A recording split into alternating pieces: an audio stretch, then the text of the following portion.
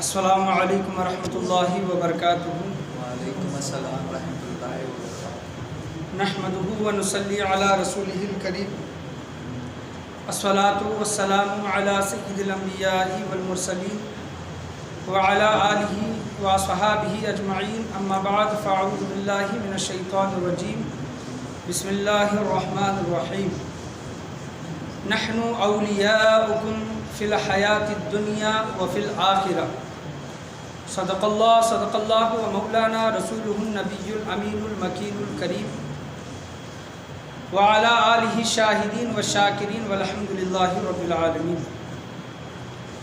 آئیے ہم اور آپ مل کر اپنے غلامی کا ثبوت دیتے ہوئے گنبد خضرا میں آرام فرمانے والے آقا، لمبے لمبے ہاتھوں سے بھیک دینے والے داتا، حضور پرنور شفیع یوم النشور جناب احمد مجتبیٰ محمد مصطفیٰ صلی اللہ علیہ وسلم کی بارگاہ گوہربار میں درود و سلام کا ہدیہ نچھاور کریں۔ پڑھیے بآواز بلند، اللہم صلی علی محمد وعلی آل محمد وبارک صلی علیہ، الصلاۃ والسلام علیک یا رسول اللہ صلی اللہ علیہ وسلم۔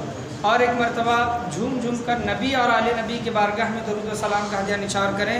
اللہم صلی علی سیدنا محمد وعلی آل محمد وبارک صلی علیہ، الصلاۃ والسلام علیک یا رسول اللہ صلی اللہ تعالیٰ علیہ وسلم۔ آج یہ تیسرا جمعہ ہے۔ 2 جمعہ میں نے بزرگان دین، نیک لوگوں کی صحبت کے اثر کیا ہوتے ہیں، اس کے متعلق میں نے 2 جمعہ بیان کیا۔ آج یہ تیسرا جمعہ نیکوں کی صحبت کے برکات، نیک لوگوں کی صحبت اگر ان کی اختیار کریں گے اثر کیا پڑتا ہے، اس پر میں 2 جمعہ بول چکا ہوں، اور ان کے برکات ہمیں کیا حاصل ہوتے ہیں، فیوز و برکات ہمیں کیا ملتے ہیں نیک لوگوں کی صحبتوں میں بیٹھیں گے، نیک لوگوں کی صحبت کے برکات آج میرا موضوع ہے۔ میں نے خطبے کے بعد 24ویں پارے حامیم سورہ السجدہ، اس سورہ کی ایک آیت کا ٹکڑا میں نے تلاوت کیا۔ اللہ تبارک و تعالیٰ قرآن مجید فرقان حمید میں ارشاد فرماتا ہے، خطبے کے بعد میں نے جو آیت پڑھی چھوٹی مختصر، اللہ تبارک و تعالیٰ ارشاد فرما رہا ہے، اعوذ باللہ من الشیطان الرجیم، بسم اللہ الرحمن الرحیم۔ نحن اولیاؤکم فی الحیاۃ الدنیا وفی الآخرہ، یعنی بے شک جو میرے ولی ہیں، جو میرے دوست ہیں، اللہ تبارک و تعالیٰ ان کے متعلق فرماتا ہے، ہم دنیا کی زندگی میں بھی تمہارے دوست اور مددگار ہیں۔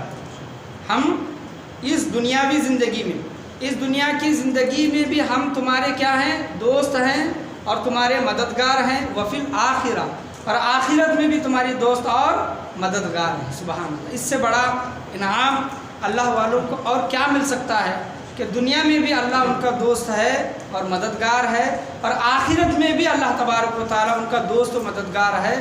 آخرت کا معاملہ تو یہ ہے کہ ماں بیٹی کو نہیں پہچانے گی، بیٹی ماں کو نہیں پہچانے گی، باپ بیٹے کو اپنی نیکیاں نہیں دے گا، بیٹا باپ کو اپنی نیکیاں نہیں دے گا۔ جو ہم دنیا میں ایک دوسرے پر مر مٹتے ہیں، ایک دوسرے پر جان نچھاور کرتے ہیں، لیکن قیامت کے دن کوئی کسی کا پرسان حال نہ ہوگا، کوئی کسی کا مددگار نہیں ہوگا۔ اس وقت اللہ تبارک و تعالیٰ اپنے ولیوں سے فرماتا ہے کہ نحن اولیاؤکم فی الحیاۃ الدنیا وفی الآخرہ، ہم دنیا میں بھی تمہارے دوست و مددگار ہیں اور آخرت میں بھی تمہارے دوست و مددگار ہیں۔ آخرت میں بھی نفسا نفسی کے عالم میں جس کا دوست و مددگار اللہ تبارک و تعالیٰ ہوگا، اس کو کیسا خوف اور کیسا غم، کیسا خوف اور کیسا غم۔ نفسا نفسی کا عالم، 50,000 سال کا ایک دن، قیامت کا دن، حساب و کتاب کا دن، 50,000 دنیا کے 50,000 سال اگر لیں گے تو قیامت کا دن، حساب کا دن ایک دن ہوگا۔ تو وہ دن گزارنا، وہ لمحات گزارنا انسان پر دشواریاں پیدا ہوتی ہیں۔ تو دنیا میں اللہ والوں کی صحبتیں ہمیں کتنی برکتیں دیتی ہیں، کتنا ہمارے اوپر اثر چھوڑتی ہیں، اس کے متعلق میں آپ کے سامنے بیان کر رہا ہوں کہ بزرگان دین فرماتے ہیں کہ تم اگر دوستیاں کرو، کیا کرو، تم اگر دوستیاں کرو تو عطر والے سے کرو۔ کس سے؟ خوشبو بیچنے والے سے۔ عطر، دیکھیں کہ اگر ہم عطر کے دکان میں جائیں، بے شک ہم عطر نہ خریدیں لیکن اس کی خوشبو ہم محسوس کر سکتے ہیں، اس کی خوشبو ہمیں حاصل ہوتی ہے، بھلے ہم عطر نہ لگائیں لیکن اس کی خوشبو ہمیں میسر آتی ہے. اور کسی لوہار کے دکان میں جاؤ تو وہاں پر گرمی کے علاوہ بدبو کے علاوہ کچھ حاصل نہیں ہوگا.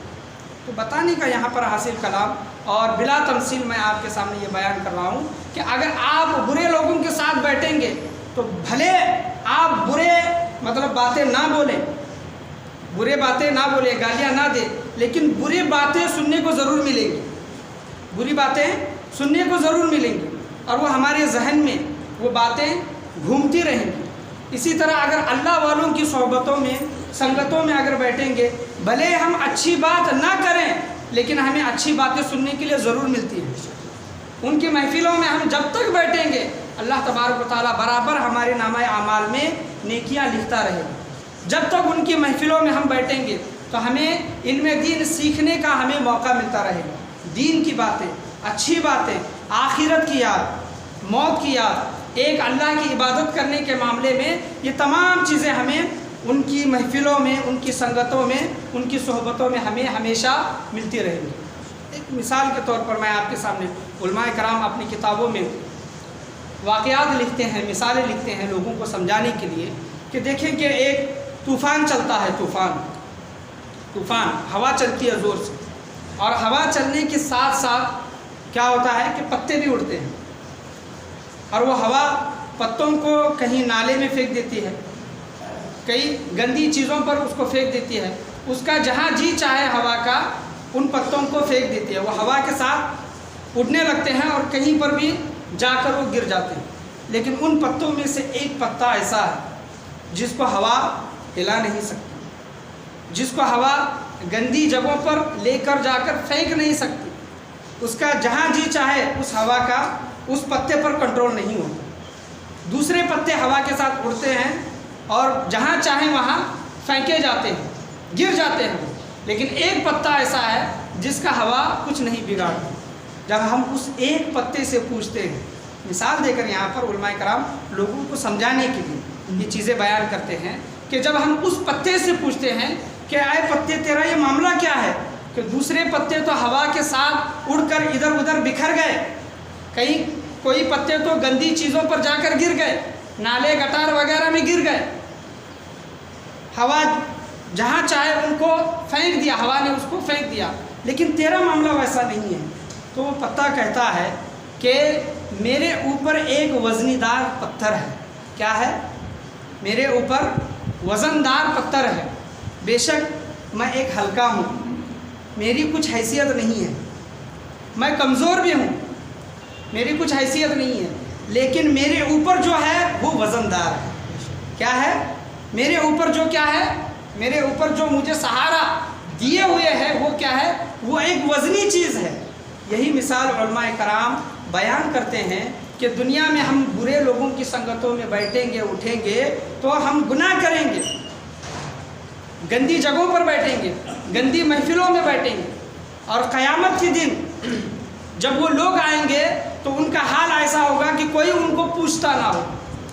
لیکن ایک جماعت ایسی جماعت ہوگی جو اللہ والوں کی جماعت ہے، اور جو اللہ والوں سے جن لوگوں نے صحبتیں سنگتیں اختیار کی ہیں وہ اللہ والے قیامت کے دن اللہ تبارک و تعالیٰ سے کہہ کر ماں نہیں کرائے گی، باپ نہیں کرائے گا، لیکن بزرگان دین جو ہیں، اولیاء اللہ جو ہیں، علم والے جو ہیں، وہ اللہ کی بارگاہ میں اس گنہگار شخص کے لیے، بھلے وہ گنہگار شخص کمزور ہے، ہلکا ہے، لیکن اس پر وزن کس کا ہے؟ اولیاء اللہ کا ہے. صحبت کس کی ہے؟ اولیاء اللہ کی ہے. یہی مثال ایک وزنی پتھر جس طرح پتے کو گرنے نہیں دیتا، اڑنے نہیں دیتا، کہیں پر بھی ہوا اس کو لے جا نہیں سکتی، بزرگان دین کی صحبت، یہی بزرگان دین کی صحبت کا حال ہے کہ بزرگان دین کی صحبت ہمیں بگڑنے نہیں دیتی، غلط راستے پر جانے نہیں دیتی. بتانے کا یہاں پر حاصل کلام یہ ہے کہ وہ اس پتے نے جس طرح ایک پتھر کا سہارا لیا، پتھر اس کے اوپر تھا. اس دنیا میں ہم ان لوگوں کا سہارا لیں جن لوگوں کے متعلق اللہ تبارک و تعالیٰ فرماتا ہے کہ تم دنیا میں بھی میرے دوست ہو اور میں تمہارا مددگار ہوں، اور آخرت میں بھی میں تمہارا دوست و مددگار رہوں گا۔ نحن اولیاؤکم فی الحیات الدنیا و فی الآخرہ، ہم دنیا کی زندگی میں بھی تمہارے مددگار و دوست ہیں اور آخرت کی زندگی میں بھی تمہارے مددگار و دوست ہیں۔ ایسے لوگوں کا دامن تھامے، بھلے ہی ہم کمزور ہوں گے، ہمارے نامہ اعمال میں نیکیاں کچھ کم پڑ گئی ہوں گی، گناہ کرتے ہوں گے، لیکن ساتھ جن کا ملے گا، سنگت جن کی ملے گی، ان کی سنگت کی وجہ سے اللہ تبارک و تعالیٰ قیامت کے دن ہماری بخشش و مغفرت فرمائے گا۔ قیامت کے دن ہماری بخشش و مغفرت فرمائے گا۔ ایسے لوگوں سے نسبتیں، محبتیں رکھنے کی ہمیں بھرپور کوشش کرنی چاہیے۔ پڑھیں ایک مرتبہ درود شریف، اللہم صلی علی محمد وعلی آل محمد وبارک سلم صلی علیہ، الصلاۃ والسلام علیک یا رسول اللہ صلی اللہ تعالیٰ علیہ وسلم۔ بری سنگتوں میں رہیں گے اور اچھی سنگتوں میں رہیں گے۔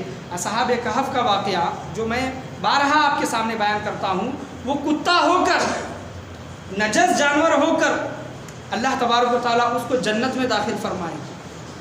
وَكَلْبُهُمْ بَاسِطٌ ذِرَاعَيْهِ بِالْوَصِيدِ، جس کا تذکرہ قرآن کریم فرقان حمید میں آیا ہے کہ وہ اپنے پاؤں کو غار کے پاس پھیلا کر بیٹھا ہے۔ اور حضرت نوح علیہ السلام کا بیٹا جس کا نام کنعان تھا، جب اس کو حضرت نوح علیہ السلام نے دعوت دی اور طوفان کی اس کو خبر دی تو وہ نہیں آیا پہاڑ پر، پہاڑ کے اوپر جو پیڑ تھا اس پر جا کر چڑھ کر بیٹھ گیا۔ اللہ تبارک و تعالیٰ نے اس کے متعلق حضرت نوح علیہ السلام کے بیٹے کے متعلق فرمایا، انہ لیس من اہلک انہ عمل غیر صالح، انہ لیس لک من اہلک انہ عمل غیر صالح، اے نوح وہ آپ کی اہل بیت میں سے نہیں ہے۔ اے نوح، اہل بیت سے مراد یہاں پر تمہارے گھر والوں میں سے نہیں ہے، نیک لوگوں میں سے نہیں ہے، کیونکہ اس کے عمل اچھے نہیں ہیں۔ انہ عمل غیر صالح، نبی کا بیٹا ہو کر وہ جنت میں نہیں جائے گا، نبی کا بیٹا ہو۔ انہ عمل غیر صالح، اس کے عمل اچھے نہیں ہیں، وہ آپ کے اہل بیت میں سے نہیں ہے، اچھے لوگوں میں سے نہیں ہے۔ اور وہیں دوسری طرف اگر دیکھتے ہیں کتا ہو کر، اللہ تبارک و تعالیٰ قیامت کے دن اسے اور شکل دے گا، انسانی شکل دے کر اس کتے کو جنت میں داخل فرمائے گا۔ علماء کرام فرماتے ہیں تو یہ انعام اس کتے کو کس طرح مل رہا ہے؟ کیونکہ اس نے نیک لوگوں کی سنگتیں اختیار کی، نیک لوگوں کی سنگتوں میں، اور غار کے باہر وہ کئی سو سال جب تک اولیاء اعظام اصحاب کہف اس غار میں آرام فرماتے رہے، وہ کتا بھی ان کی چوکٹ کے باہر کیا کرتا رہا؟ آرام فرماتا رہا۔ اس کا ذکر اللہ تبارک و تعالیٰ قرآن کریم فرقان حمید میں ارشاد فرماتا ہے۔ میں آج زیادہ طویل تقریر نہیں کروں گا، مختصر میں بیان کروں گا، کیونکہ یہ تیسرا جمعہ ہے نیک لوگوں کی صحبتیں، سنگتوں کے متعلق، اثرات و برکات کے متعلق، کہ حضرت سری سبتی رحمۃ اللہ علیہ خیر المجالس کتاب میں یہ واقعہ آیا۔ یہ نام سنا ہوگا، سری سبتی رحمۃ اللہ علیہ کہیں پر جا رہے تھے، ایک شخص جو نشے کی حالت میں تھا، کیا تھا؟ نشے کی حالت میں تھا، گندا تھا، اور نشے کی حالت میں دھوپ سڑک پر وہ پڑا تھا۔ لیکن اس کی ایک چیز، نشے کی حالت میں انسان کچھ بھی بولتا ہے، کچھ بھی بڑبڑتا ہے، لیکن وہ شرابی ضرور تھا، لیکن وہ جس حالت میں زمین پر گرا تھا اور شراب کی نشے میں جو تھا، وہ اللہ کا ذکر کر رہا تھا۔ کیا کر رہا تھا وہ؟ اللہ کا ذکر، اللہ اللہ کہہ رہا تھا، اللہ کا ذکر کر رہا تھا، شراب کی حالت میں تھا، اللہ کو یاد کر رہا تھا۔ سری سبتی رحمۃ اللہ علیہ اپنے مریدوں کے ساتھ وہاں پر گزر رہے تھے، تو انہوں نے دیکھا کہ شرابی ہے، گندی حالت میں پڑا ہے، تو انہوں نے اپنے مریدوں سے کہا کہ پانی لے کر آؤ۔ کیا لے کر آؤ؟ پانی لے کر آؤ۔ نیک لوگوں کی صحبتیں، ان کی برکات کیا ہوتی ہیں، دیکھیں کہ اللہ تبارک و تعالیٰ گنہگاروں کی زندگی کس طرح بدلتا ہے۔ پانی لایا گیا اور حضرت سری سبتی رحمۃ اللہ علیہ نے اپنے ہاتھ مقدس سے اس شرابی کا منہ دھویا۔ کیا دھویا؟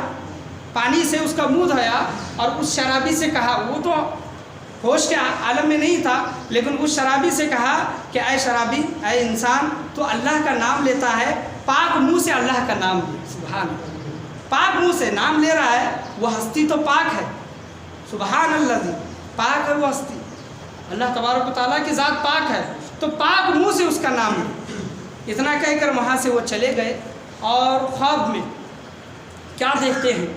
اللہ کی بارگاہ سے آواز آتی ہے کہ اے سری سبتی، میرے پیارے بندے، میرے ولی کامل، تو نے آج ایک شرابی کا منہ دھویا، وہ ہمارا ذکر کر رہا تھا، تو نے اس کا منہ دھویا، اور اس سے کہا کہ پاک منہ سے اللہ تبارک و تعالیٰ کا نام لے تو اے سری سختی تمہارے ہاتھوں کی یہ برکت ہے۔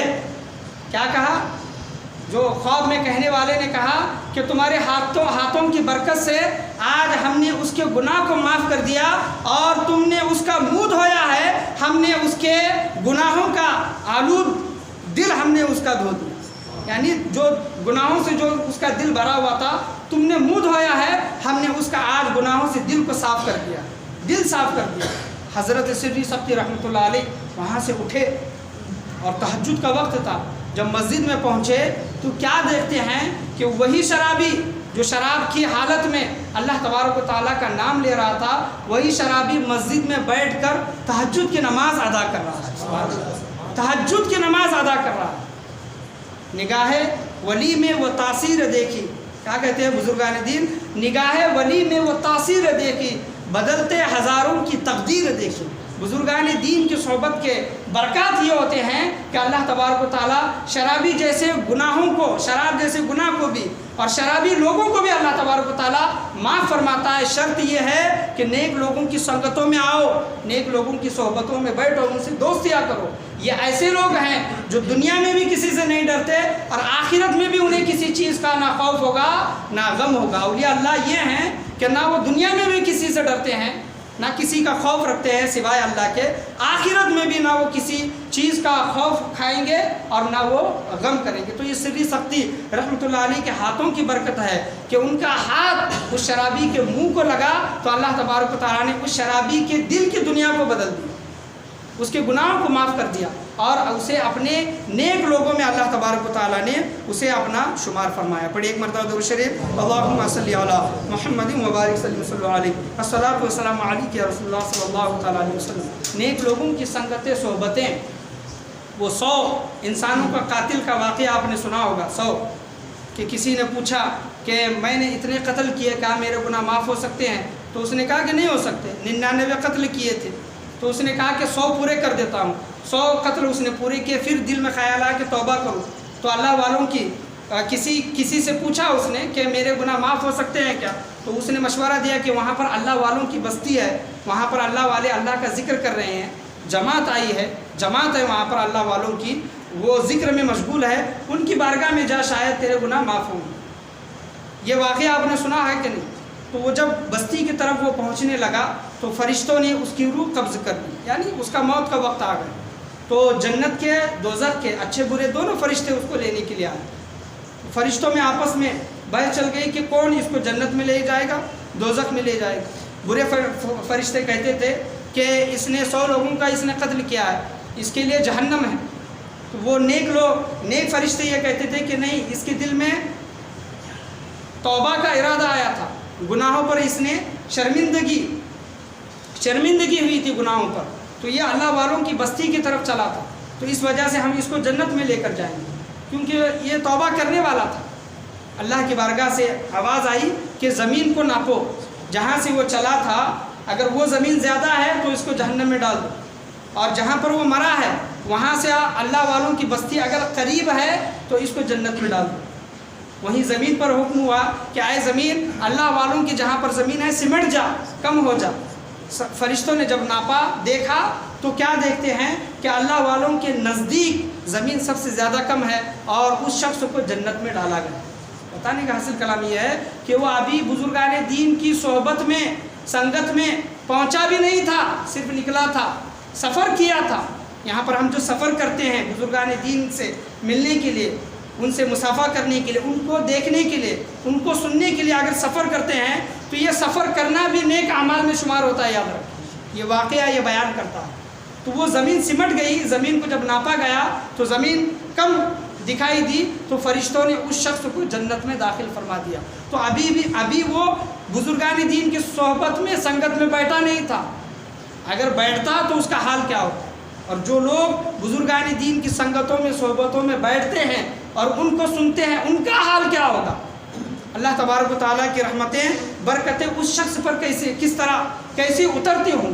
حضور سیدنا غوث اعظم رضی اللہ عنہ کا وہ دھوبی جو آپ نے واقعہ سنا ہے کہ جو قبر میں گیا اور فرشتوں نے اس سے سوال کیا मन रब्बुका, तेरा रब कौन है, तेरा दीन क्या है। तो हर सवाल में वो यही कहता कि मैं गौसे आज़म का धोबी हूँ, मैं गौसे आज़म का धोबी हूँ। इससे मुराद क्या है? उलमाए किराम क्या कहते हैं, क्या बयान करते हैं कि आए फरिश्तों, मैं गौसे आज़म का धोबी हूँ, यानी मुझे गौसे आज़म रज़ियल्लाहु ताला अन्हु की सोहबत हासिल है। मैं अल्लाह को जानता हूँ, हुजूर पर ईमान लाता हूँ, मेरा दीन दीन इस्लाम है। इससे मुराद ये है, वो जो ये कहता था हर सवाल के जवाब में ये कहता था कि मैं गौसे आज़म का धोबी हूँ, इससे मुराद ये है कि मैं उनका ग़ुलाम हूँ, मैं उनका मुरीद हूँ, उनकी सोहबत, उनकी संगत मुझे हासिल है। अल्लाह की बारगाह से आवाज़ आई है, गौसे आज़म का नाम लेता है, इसकी बख्शिश व मग़फ़िरत फरमाते, इसकी बख्शिश व मग़फ़िरत मैं नहीं कर दूँ। तो बुजुर्गान दीन की सोहबतें, संगतें ये बहुत असर रखती है। याद रखें, अगर हम किसी खुशबूदार खुशबू के दुकान में, अगर इतर की दुकान में गए तो वहाँ पर महके बगैर हम नहीं आते। इसी तरह जब औलिया अल्लाह की बारगाह में हम जब बैठते हैं तो फैज़याब हुए बगैर हम नहीं आते, फैज़याब होकर ही वहाँ से हम लौटते हैं। पढ़िए एक मरतबा दुरूद शरीफ, अल्लाहुम्मा सल्लि अला मुहम्मदिन व अला आलि मुहम्मदिन व बारिक सल्लल्लाहु अलैहि, अस्सलातु वस्सलामु अलैका या रसूलल्लाह सल्लल्लाहु तआला अलैहि वसल्लम। आखिरी एक वाक़या बयान करके मैं अपनी तकरीर को ख़त्म करना चाहूँगा। तज़किरतुल औलिया, सफ़ा नंबर 415, तज़किरतुल औलिया और सच्ची हिकायात में, ये किताब में ये वाक़या आया है कि हज़रत मंसूर रहमतुल्लाह अलैह, ये एक बहुत बड़े अल्लाह वाले हैं, ये अपने मुरीदों के साथ एक मजलिस में बैठे हुए थे और उसी गांव में एक ग़ुलाम और उसका एक आका रहता था। ग़ुलाम और मालिक गुनहगार था और कभी भी अल्लाह का ज़िक्र, नमाज़ें वगैरह पढ़ना ये उसको हासिल नहीं था। वो नमाज़ें वगैरह कुछ नहीं पढ़ता था, फिस्क व फुजूर, गुनाह में हमेशा मुब्तला रहता था। लेकिन ग़ुलाम जो था नेक था। मालिक ने, आका ने उसको 4 दिरहम दिए, 4 दिरहम दिया और कहा कि जाओ बाज़ार से सौदा ख़रीद कर लेकर, बाज़ार से कुछ चीज़ें ख़रीद कर लेकर। तो ग़ुलाम निकला और जिस रास्ते से वो निकल रहा था, हज़रत मंसूर रहमतुल्लाह अलैह, बुज़ुर्गान दीन की सोहबतें की बरकतें क्या होती हैं, सोहबतें अगर इख्तियार करें और उनकी बारगाह में बैठे तो बरकत क्या हासिल होती है। देखिए, वो गुज़र रहा था, हज़रत मंसूर रहमतुल्लाह अलैह की मजलिस को देखा, उनके मुरीदों को देखा, उनके चाहने वालों को देखा, तो उसका ख़याल आया कि चलो मैं भी कुछ देर बैठकर बाद में बाज़ार से सामान ख़रीद कर वापस घर को जाता हूँ। कुछ देर वहाँ पर बैठा तो उस मजलिस में एक फ़कीर था और उसको पैसों की हाजत थी। हज़रत मंसूर रहमतुल्लाह अलैह ये कह रहे थे कि इसको जो कोई 4 दिरहम देगा, इस फ़कीर को कोई 4 दिरहम अगर कोई देगा तो मैं उस शख्स के लिए 4 दुआएँ करूँगा। क्या करूँगा? 4 दुआएँ। और अल्लाह तबारक व तआला का फरमान है कि मेरे नेक और सच्चे बंदे, मेरे वली, अल्लाह वाले इस दुनिया में जब कभी दुआ करते हैं तो मैं उनकी दुआओं को रद्द नहीं करता, रद्द नहीं करता। अल्लाह वालों की दुआएं रद्द नहीं होती, औलिया इज़ाम और नबियों की दुआएं इस दुनिया में रद्द नहीं होती। तो हज़रत मंसूर रहमतुल्लाह अलैह ने कहा कि 4 दिरहम दे दे और इसके बदले में मैं उसके लिए 4 दुआएं करूँगा। तो ग़ुलाम ने सोचा कि चलो मेरे पास 4 दिरहम मैं इस फ़कीर को दे दें और हज़रत मंसूर रहमतुल्लाह अलैह से 4 दुआएं हासिल कर लें, क्योंकि वो ग़ुलाम भी बखूबी जानता था कि ये अल्लाह वाले हैं, इनकी दुआ कबूल हो। 4 दिरहम उस फ़कीर को उस ग़ुलाम ने दे दी। हज़रत मंसूर रहमतुल्लाह अलैह ने उसका शुक्रिया अदा किया और कहा कि बताओ तुम्हारी हाजत क्या है, तुम्हारी दुआएं क्या है, तमन्ना क्या है। तो वो ग़ुलाम ने कहा कि मेरे लिए 4 दुआएं, आपने जो वादा फरमाया था वो 4 दुआएं कर दे कि मैं जिसके ग़ुलामी में हूँ, जिस आका के, जिस मालिक के मैं ग़ुलामी में हूँ, अल्लाह तबारक व तआला उस ग़ुलामी से मुझे आज़ाद कर दे। ये मेरी पहली दुआ। बुज़ुर्गान दीन की संगतें, सोहबतें, असरात, बरक़ात क्या होती है देखें कि उस ग़ुलाम ने कहा कि सबसे पहले तो मैं अपने ग़ुलामी से क्या हो जाऊँ, आज़ाद हो जाऊँ। और दूसरी चीज़ कि मेरा मालिक गुनहगार है, ग़ुलाम था लेकिन मालिक का ख्याल था, वफ़ादार था। मालिक गुनहगार था लेकिन ग़ुलाम वफ़ादार था। उस ग़ुलाम ने कहा कि मेरे मालिक को पक्की व सच्ची तौबा की सआदत हासिल हो जाए, कि मेरा मालिक भी तौबा करे और वो भी नेक बन जाए। आज हमारा हाल भी यही होना चाहिए कि हम लोगों के लिए दुआएं करें कि अगर वो गुनाह के रास्ते पर है तो उनके लिए हिदायत की दुआ करें, गुमराही के रास्ते पर हैं तो उनके लिए हिदायत की दुआ करें उन लोगों के लिए। तो उस ग़ुलाम ने कहा कि मेरे मालिक भी पक्की व सच्ची तौबा करें। ये दूसरी दुआ। और तीसरी दुआ ये कहा उस ग़ुलाम ने कि मैंने जो आपको 4 दिरहम दिए हैं وہ مجھے واپس مل جائے۔ کیسا غلام اور عقل مند غلام ہوگا کہ 4 درہم بھی دیتا ہے اور واپس ملنے کی دعا بھی کرواتا ہے۔ اور چوتھی دعا میری یہ ہے کہ آپ کی میری اہل مجلس کی جو بھی بیٹھے مجلس اور میرے مالک کے اللہ تبارک و تعالیٰ کیا فرما دے؟ بخشش و مغفرت فرما دے۔ یہ میری 4 دعائیں ہیں۔ 4 درہم میں اس نے ایسی 4 بڑی دعائیں مانگی اور اللہ والے کی بارگاہ میں، اور اللہ والے کی رحمت کو جوش آیا، انہوں نے اللہ کی بارگاہ میں ہاتھ اٹھا کر 4 دعائیں کی۔ 4 درہم کے بدلے میں 4 دعائیں کی، بغیر بازار سے سامان لیے وہ غلام اپنے گھر کو لوٹا۔ یہ تذکرۃ الاولیاء کتاب کا یہ واقعہ میں آپ کے سامنے بیان کر رہا ہوں۔ جب لوٹا، مالک نے دیکھا کہ خالی ہاتھ لوٹا ہے، وجہ پوچھی تو اس نے کہا کہ میں حضرت منصور رحمۃ اللہ علیہ کی مجلس میں بیٹھا تھا اور وہاں پر کسی کو 4 درہم کی ضرورت تھی تو میں نے اس کو وہ دے دیے، اور اس کے بدلے میں نے 4 دعائیں ان سے لے کر آیا۔ مالک غصہ بھی ہوئے لیکن پوچھا کہ تمہاری 4 دعائیں کیا ہے، بتا۔ اگر اللہ تبارک و تعالیٰ کسی کا دل بدلنا چاہے تو دیر نہیں لگتی، یاد رکھیے۔ اگر اللہ تبارک و تعالیٰ کسی کو ہدایت دینا چاہے تو دیر نہیں لگتی۔ تو غلام نے کہا کہ میری پہلی دعا یہ تھی کہ میں آپ کی غلامی سے آزاد ہو جاؤں، میری دوسری دعا یہ تھی کہ آپ توبہ کریں اور نیک انسان بن جائیں، اور میری تیسری دعا یہ تھی کہ میں جو 4 درہم دے کر آیا ہوں وہ 4 درہم مجھے واپس مل جائے، اور میری چوتھی دعا یہ تھی کہ اللہ تبارک و تعالیٰ میری، آپ کی، حضرت منصور اور تمام مجلس والوں کے اللہ تبارک و تعالیٰ کیا کر دے؟ بخشش و مغفرت فرما دے، معاف فرما دے ان کے گناہوں۔ تو مالک کا دل کا حال، دل کی دنیا بدل گئی جب غلام سے یہ جملے اس نے سنے مالک نے کہ غلام میرے متعلق ایسا خیال رکھتا ہے، میری اتنی فکر کرتا ہے، آخرت کی اتنی فکر کرتا ہے۔ تو مالک رو پڑا اور کہنے لگا کہ اے غلام جا، آج سے میں تجھے اپنی غلامی سے آزاد کرتا ہوں۔ مالک نے کہا کہ جا، آج سے میں تجھے آزاد کیا، آج سے تجھے کوئی کام نہیں لوں گا، تجھ سے کوئی کام نہیں لوں گا۔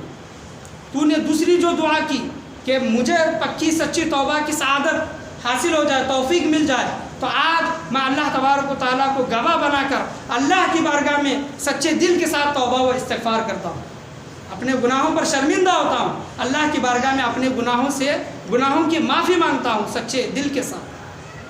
اور تیسری جو دعا تھی کہ 4 درہم واپس ملے، تو مالک نے اپنے جیب سے نکال کر اس غلام کو 4 نہیں بلکہ 400 درہم دیے۔ کتنے؟ 4 نہیں بلکہ 400 درہم۔ وہ نوازنے پہ آئے، نواز دے زمانہ، وہ کریم ہی جو ٹھہرا، پھر کرم کا کیا ٹھکانہ۔ غلام نے 4 درہم خرچ کر کے آئے، اللہ تبارک و تعالیٰ کی توفیق سے اس غلام کو 400 درہم ملے۔ یہ 3 کام مالک نے کہا کہ یہ 3 کام میرے کنٹرول میں تھے، کہ تجھ کو غلامی سے آزاد کرنا، میں پکی سچی توبہ کرنا، اور تجھ کو 4 درہم واپس ملنا، یہ میرے کنٹرول میں تھا۔ یہ چوتھی جو تیری دعا ہے یہ میرے ہاتھ میں نہیں ہے، یہ میرے ہاتھ میں نہیں ہے، میں اس کا مالک نہیں ہوں، میں یہاں پر مجبور ہوں۔ اور جب وہ مالک سویا، رات میں جب سویا، اللہ کی بارگاہ سے ہاتھی کے غیب سے آواز آئی کہ اے انسان، جب تو بندہ ہو کر، اے انسان جب تو بندہ ہو کر کسی کو اپنے غلامی سے آزاد کرتا ہے، جب تو بندہ ہو کر نادم و شرمندہ ہو کر سچے دل کے ساتھ توبہ و استغفار کرتا ہے، جب تو بندہ ہو کر 4 درہم کے بدلے 400 درہم دیتا ہے، میں مالک ہو کر تیری، منصور اور تیرے غلام کی اور اہل مجلس کی بخشش و مغفرت کیوں نہ کروں؟ جا، میں نے تیری بھی بخشش و مغفرت فرما دی، تیرے غلام کی بخشش و مغفرت فرما دی، حضرت منصور اور مجلس والوں کی بخشش و مغفرت فرما دی۔ اللہ کی بارگاہ سے یہ آواز آئی اور اللہ تبارک و تعالیٰ نے تمام لوگوں کی بخشش و مغفرت فرما دی۔ تو بندہ ہو کر اتنا بڑا دل رکھتا ہے اور لوگوں کو معاف کرتا ہے، میں تو مولا ہوں، میں تو اللہ ہوں، رب تعالیٰ ہوں، میں تمام لوگوں کی بخشش و مغفرت میں نے فرما دی۔ تو حضرت